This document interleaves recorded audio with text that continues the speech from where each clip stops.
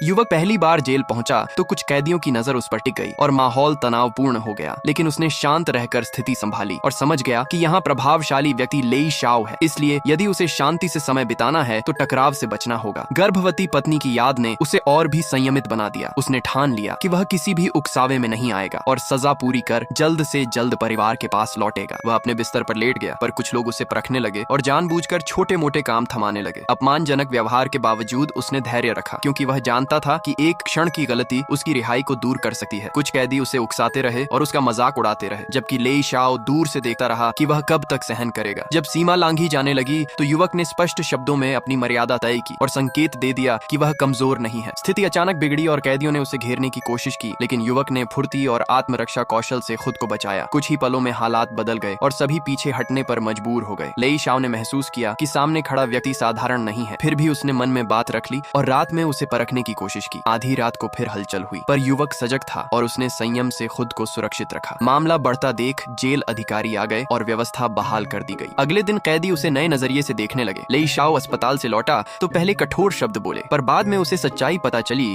कि युवक एक पुराने मामले में आत्मरक्षा के कारण फंसा था। यह सुनकर उसका रवैया बदल गया और उसने सम्मान पूर्वक माफी मांगी। युवक ने बदले की भावना नहीं रखी, बस इतना कहा कि उसे शांति से रहने दिया जाए। धीरे धीरे दोनों के बीच आपसी सम्मान पैदा हुआ और जेल का माहौल स्थिर हो गया। समय बीता गया और 5 वर्ष गुजर गए। लेई शाओ की रिहाई नजदीक आई तो युवक ने उसे समझाया कि बाहर जाकर सही रास्ता चुनना, और बदले में लेई शाओ ने बताया कि युवक के केस की दोबारा जांच में आत्मरक्षा की पुष्टि हुई है और उसकी रिहाई भी संभव है। यह सुनकर युवक की आंखों में पत्नी और बेटी की यादें तैर उठीं और उसका मन आशा से भर गया। कुछ ही दिनों में उसे रिहाई की सूचना मिली और वह जेल से बाहर निकला तो उसका स्वागत करने के लिए लोग मौजूद थे, पर उसने औपचारिकताओं से अधिक परिवार को प्राथमिकता दी और सीधे पत्नी व बेटी से मिलने चला गया। रास्ते में उसने देखा कि कुछ लोग उसकी पत्नी से बहस कर रहे हैं। उसने शांत स्वर में स्थिति संभाली और उन्हें हटाकर पत्नी को भरोसा दिलाया कि अब सब ठीक होगा। इसी दौरान खबर मिली कि उसकी बेटी मोंगमोंग स्कूल में किसी विवाद में उलझ गई है। वह तुरंत वहां पहुंचा तो देखा कि बच्ची अपने पिता के सम्मान के लिए खड़ी है और कुछ लोग उसे डांट रहे हैं। युवक ने गुस्से की जगह संयम चुना और शिक्षकों से शांतिपूर्वक बात की, क्योंकि वह जानता था कि मुश्किल से मिली आजादी को बचाए रखना ही सबसे बड़ी जिम्मेदारी है। कहानी अब उस मोड़ पर पहुंचती है जहां एक पिता अपने अतीत से सीख लेकर वर्तमान में संतुलन और सम्मान की राह चुनता है।